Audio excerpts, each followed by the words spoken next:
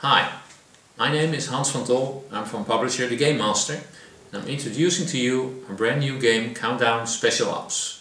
It's an anti-terrorism game for 1 to 6 players aged 12 years and up.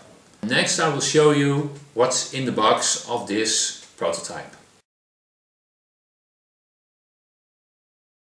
So this is in the box of the game. We have added to the demo game one overview with all the cards, with all the materials in it, so you know exactly what is what. But I will explain it here on the video. Also, what you will not find in the final game is our cooking clock, but we're going to use it because we're going to play the game real time. I will explain you shortly. We have a lot of cards, threat cards, what you can encounter during a mission. We have an overview card for the gameplay and the special ops abilities. So we explain what each of these ops can do. The gameplay gives an overview of the 5 game phases in the game. Then we also have here the assignment cards, the location cards. It will show a blueprint of how the mission must be set up. We have different kind of target cards. We can have a hostage mission, dismantling bombs, or taking out terrorist leaders. These are cards which are used during the setup of the mission. These are the secured areas cards. We have entrance cards and exit cards. The bullet control cards, which will be very useful in emergency situations. And we have the threat cards going up from level 1 to 2 and level 3. Because if you play a campaign, you go up to higher levels. Also used in a campaign are special support cards. And if you play a traitor mode, you can use these cards to distribute the traitors and the good guys. We have quite a lot of cubes here in different colors. These are the aiming skill cubes. We have energy, health and specialty skill cubes. We have also special markers used to locate the different special ops. So for each op we have a marker, and this leads us to another thing, which is the track board. On the track board we will find how many rounds we have, and the time will go like this. If it comes on the 0 level, we have a situation. It's the trigger time, and if there are still bombs in a mission, they will explode, for example. So the aim of the game is to make sure that your mission, if you play a single mission, which takes about 30 minutes, that you end with a positive balance track. Here all the experience will be registered, and the way the special ops can develop to higher skill levels, which is really interesting, and in campaigns it's essential to have your ops getting them better and better. This special demo has, of course, the rules. It's about 30 pages, and we have an overview of all the different symbols. I'm forgetting one thing, these are the dice, but as I mentioned, there are bullet control cards, and there are many ways in which you can influence the luck. There is some luck, but I can better call it there's some risk. Just don't go into a room without checking, or you have to be really certain that you're strong enough to go through the area. We have 7 special ops. Gustav is called the shooter. What he does is clearly shooting. Each special op has 2 health points. He can lose them during the game. Only if he loses his last one, he's out of the game. His energy, with this he can do different actions, but each game round you get an extra energy back. His aiming skill is +1. So he's very good at shooting. This is the only one of the 7 special ops who doesn't have a specialty. In fact, his specialty is shooting. Okay, go to Bob, the Buster. The Buster, his specialty, he has the same starting positions, only he doesn't have a blue block for his aiming skill. His specialty is throwing hand grenades. He throws with a hand grenade and can do a lot of damage. But beware, it's also possible that he eliminates civilians or hostages, which is really costly and will cost the mission points. We go to the Scout. His specialty is moving faster. He can take other ops with him on a mission, and this way he can move without being seen, 1 extra area for each energy he uses. The Sniper, Matt, what he does is he can shoot from an adjacent area to terrorists who are in another area, but he has to see them to be able to shoot them. And of course his attack must work. There are dice in the game, so there is a risk, but because the sniper operates from an adjacent area, the risks are limited. If he misses, only a sniper terrorist can shoot him back, others can't. Then we have the intel agent, Jill.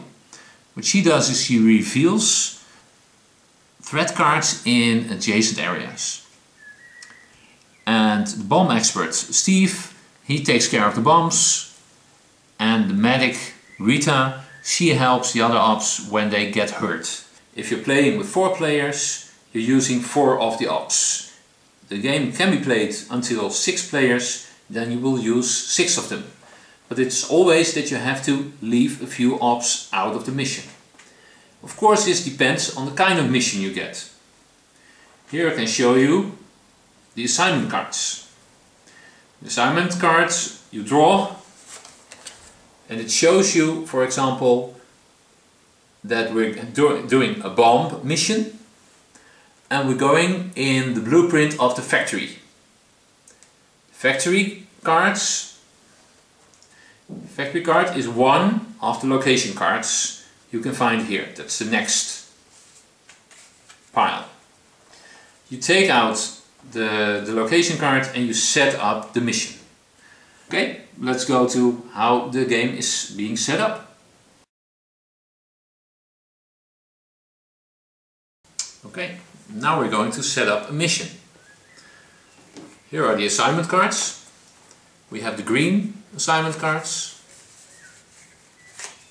We have orange and the red assignment cards.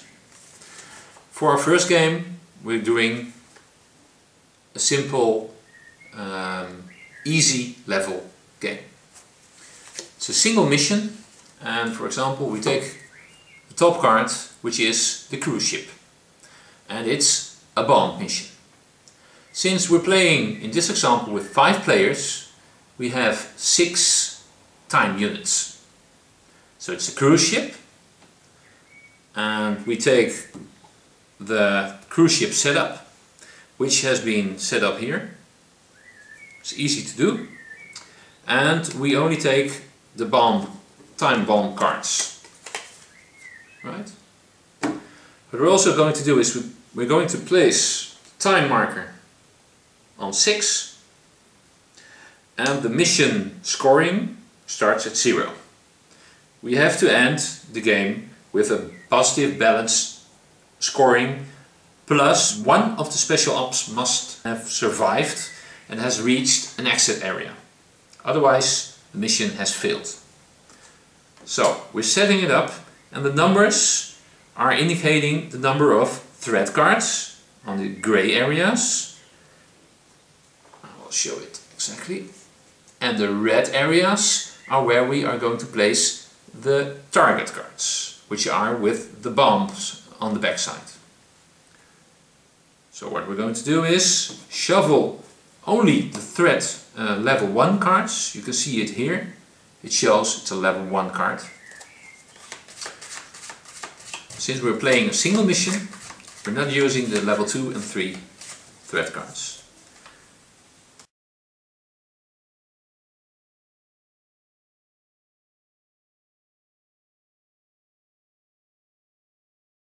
We're going to place the different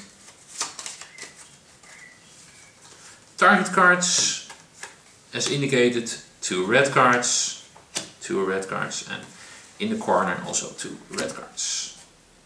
We're not going to use them anymore. The threat cards we keep inside because it's possible that we're going to use them when extra terrorists are being called. Also we're using the bullet control cards, which can increase our attack value in case we are not getting through. But they all cost 1 mission point if you're using one of them. What we also do is we have made a choice. In fact, now we start with preparation.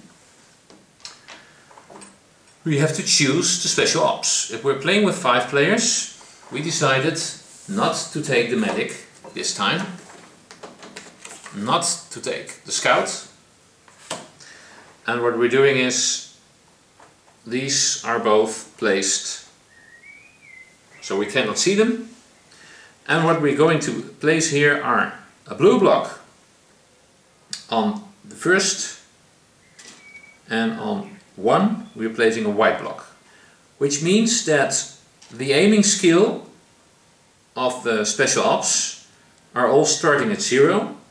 There's one exception, that's the shooter, he may start at 1. And the specialty skills start at 1 for each op. Unfortunately, the shooter doesn't have a specialty skill, so he doesn't have a white block there. And what we're doing now is we have to take about 35 minutes for the preparation. We use about 5 minutes. In these 5 minutes we can choose which of the ops we're going to use, where we are going to start, how we're going to deploy our different special ops. So then the game starts. Preparing the mission. We're deciding where we're going to start.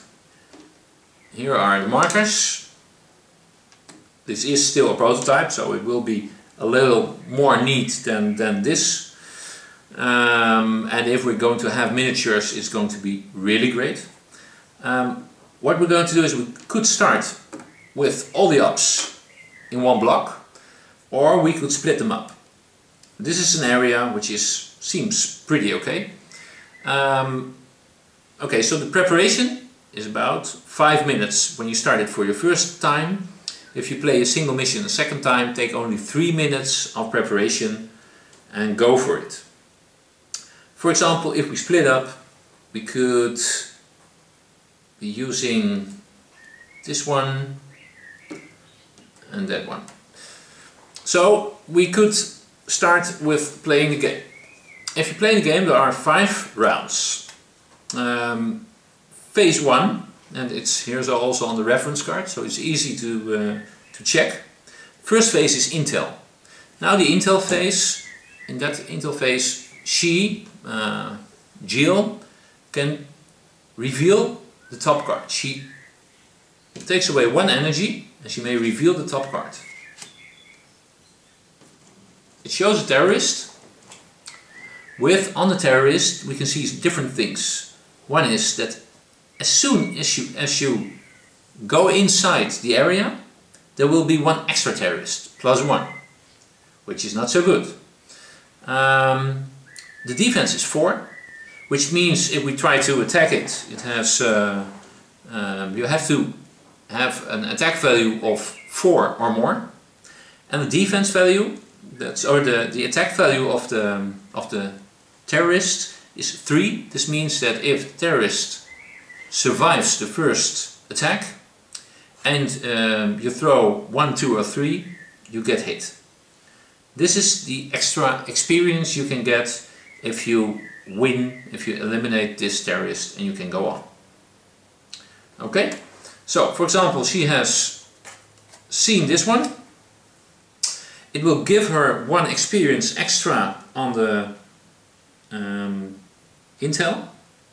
So now she has 2 experience. She has to reach level experience 8 to be able to see 2 cards for only 1 energy.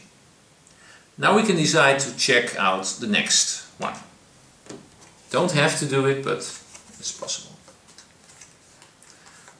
We have another terrorist, one with a high attack value, and now we know we have 2 terrorists there.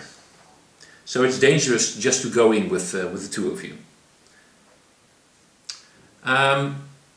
This is the intel phase we just finished, and now we have to decide the positioning. Are they going in? Are they going in? What are we going to do? If you have decided that, then we go into the action phase, in which we can have close combat, in which the players can use, or the special ops can use their special abilities. After the action phase, we do the countdown, which means the time goes down. And after that, recovery, phase 5, that means that each of the special ops gets 1 energy, as long as he or she is still alive. So this is just an overview of how the game works. Let's say we're just moving on. I'm showing you how this first beginning of the mission starts. We're not going to play a full mission, but to get a grasp of what's happening in one of the rounds. So we have had the intel phase. Now they decide to throw in a grenade, because there are no civilians there until now, but there's a 3rd card, so there could be civilians, which is costly. So he's going to throw in a hand grenade, and they are going to move in, because they have to move. There's always little time. If the buster throws with a hand grenade, she doesn't go in, that's too risky. He may throw with the dice. He throws a 5. What you do is 5 plus 1, his attacking score is 6 on the first terrorist. 6 is higher than the 4 defense, so this one is hit. What happens is that the attacking value of the grenade goes down for each next card. So his first attack value is 5 plus 1 is 6. The second one is 5. He hits him because he has defense 3. We go down to 4. We reveal the next card, and it is a civilian. Very costly. It will cost us 2 mission points. Oh. Which is really bad. So this can happen when you throw in a grenade. You think, oh, I'm doing well, but if you don't have used your eyes well and just do this like this, it's risky. Okay, what happens? We are going down in the mission points. We haven't lost yet because the mission hasn't ended. And we will add, because there are 2 terrorists which have been eliminated by the buster. The buster will get 2 experience for his specialty, which is the white block, because he uses his grenade for it. Okay, so this is this. Not really good, but let's see what is here. There can also be booby traps in the game, so that's not really good. And we have 1 booby trap here. Oh my god, this is really extreme. Okay, we have 2 booby traps in this case. We should have used the intel on this one. What is happening now? We have 1 life, so one of the... let's see, we have this one, it's a shooter, we have the sniper, and we have the bomb expert. They all lose 1 life, which is also not good. No, sorry, the wrong one. That one, the shooter, loses 1, and we have the bomb expert also losing a life. Oh, we're okay. We're still alive. Unfortunately, we do not have the medic with us, which is really not good. So this mission is really not taking off very well. We stop here. The sniper cannot shoot in an adjacent area because there are no revealed terrorists. We have done our positioning, so we go to the next phase, which is countdown. Time marker goes to 5, and 5, okay, phase 5 is every player gets 1 energy. Did we use? No, we didn't use. He used up his energy, of course. And now he gets 1 extra, and the others, they just lost a lot of life. The sniper and the bomb expert. And of course also the intel gets 1 energy. Now we have to reschedule. Something went really wrong. What we do is we can move. The intel phase is difficult because we cannot see anything from here. So we have to combine them. What we do is we take them back here. This is move 1.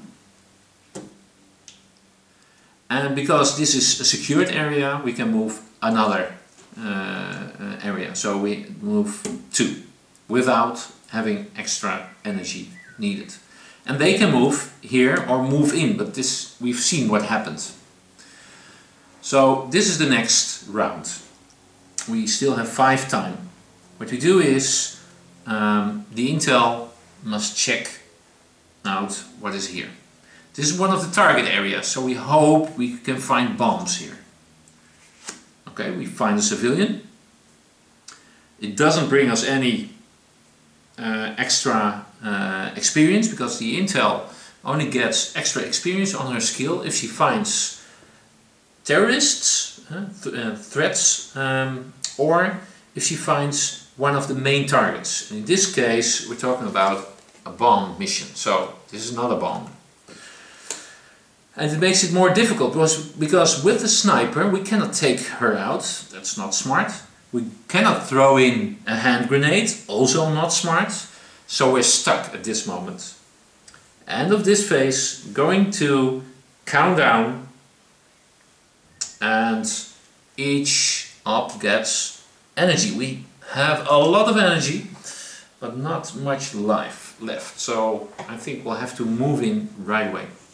The intel phase, we're at intel, so we could decide to check out if there's a booby trap there. Otherwise the bomb expert cannot dismantle the booby trap. So it would be too risky to go in all and have a booby trap there and losing one of the ops. Each op will cost 1 mission point if you lose one. So we do it in intel and she checks out and we see here still no bombs. Where are the bombs? They must be here. And we find a terrorist leader over there. And this is quite an irritating one because he has +1 terrorist, so another terrorist will go there. So this was the intel phase. We checked, we see, okay, there's a civilian and a terrorist. We have to move in, otherwise we have really a big problem. So we're moving into close combat with this terrorist plus an extra terrorist. We're turning the cards until we have a terrorist. If there's a booby trap, we just discard them. Okay, this is what we do. Now we have close combat and we're talking about serious business. I hope we can win this one. It's important we have a civilian here. If we're not able to take out the terrorists and terrorist leader at once, then they will shoot at the civilian, which is also not good. So this terrorist leader, because we're playing on level 1 game, a single mission is always on level 1, his defense is 5. So with the shooter we have +1 aiming skill. So if we throw 4, 5 or 6, that's 50% chance we take out this terrorist leader. And to make sure that we do, we can also put the sniper on it. And the others, they're all bursting of energy. We have energy enough. They will try to shoot at this terrorist. Okay, I'm going to show you this round, just this fight. I will show you how you can retreat if it goes wrong, or how you can push forward, and how the game, how the mission ends. Here we have the shooter who's going to take the first shot. Also, we have decided that the sniper is going to shoot at this terrorist leader. We throw the dice. Let's start for the shooter, and he throws a 2. Plus 1, that's 3. That's not enough. But we decide what happens? The shooter gets 1 experience because he has taken the chance of eliminating a terrorist in an area, in a close combat, which gives him 1 extra experience. Okay, so we used up that one. Then the sniper may have a shot. He doesn't have any extra aiming skill. We really need more experience in there. He throws 3, which is not enough for the 5. But fortunately we have bullet control. So what we can do now is use one of these cards. So we add it to the 3, so we have 5, and we can take out this terrorist. We're doing this, it will cost us 1 mission point though. So mission will go to -3. If we're going below -8, you're finished. That's clear. We used up this bullet control card, it goes away. Fortunately, we were able to shoot him with a little bit of help. And this one is body count for the sniper. If you like, you can put it below the card to show what he has done. Also, we have to check what happens with the experience. The sniper also shot, but he was successful, so he gets 1 experience extra, which is the blue part. So the sniper gets 2 blue blocks. 1, 2. Now he's just above the 1, so he gets an extra skill block. So he's doing better. And we have 1 mission point gained due to this terrorist leader, so we're going to -2. So we're doing a little bit better. Now they will shoot at this terrorist. They will all shoot in this case, because you get 1 experience if you're taking it on close combat, and they have energy enough at this moment. Sometimes it's smart to have the bomb expert not shooting with him, but we're doing it. Okay, so that's for the bomb expert. He's going to shoot, and Intel doesn't have any energy left, so she cannot shoot. So she will just stand here. Okay, here is the buster. Number 2, he throws 4. He doesn't have any experience yet, but 4 is enough to take him out. The bomb expert can also throw, and if he hits him, we can decide. They both get 1 experience because they had close combat. So that's for the buster and for the bomb expert. And now we can decide who gets the extra experience of 1. We would, for example, move this to the buster, because he has a better chance of getting more skills quicker. Also, what happens is that he gets 1 extra blue block, which enables him to throw. If next time he throws 4, he gets +1, so he throws 5. That's his attack value. We take out the terrorist, put it at the buster's body count, and we're here. You're not hearing the clock ticking, but this is really heavy. If you're playing in real time, it goes quite fast. You have to move fast. Next round would be, of course, we end the round here. We could throw a hand grenade here with the buster, but you've seen what can happen. You can have civilians dying, which is not really nice. But sometimes you have to force your way through because time is really going fast. Because at the end, this end of the round, we would go to 3. They get energy and they have to move. What happens when we're at 0? At that moment, each bomb will explode. Are there terrorist leaders in the target areas? They will escape. And this will be costly. I will show you, for example, here what happens here. Here we have a bomb and a terrorist leader. This terrorist leader, if he would escape, you can see it here. It would cost us 1 minus point. And this one, if this bomb explodes, it would cost us -1. So these two would score -2. If we manage to dismantle this bomb, for example, if the bomb expert would do this, he would use his energy. For example, if he takes out a bomb with level 2 or with complexity 2, it would take him 2 energy, and he would earn 2 victory points. This is the way to get up. As soon as all players or all ops are outside, the mission ends. Or when we have trigger time in before, then the minus points are scored. So you have to make sure that you clear up all the bombs, take out all the terrorist leaders in time, and try to save your own ass during the game. Because, as I explained, each special op who doesn't survive the mission will cost 2 victory points. So try to end up with a plus at the end of the mission and you're safe. This is the explanation of a single mission.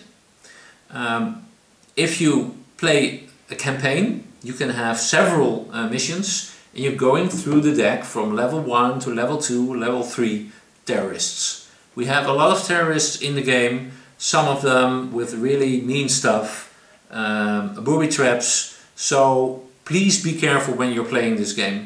But the time pressure is very high, so it's really exciting. You have to make choices really fast. This game has been played with veterans who enjoyed it very much. Now I've given you an explanation of the game Countdown Special Ops. We have tested this game with many people, also at Essen last year. And we are certain that you will have a great time playing this game. It's important that if you're going to try this game, that you don't have a weak heart, you're not really a pacifist or too young to play the game, because there is violence in the game, but it's essential to be able to win.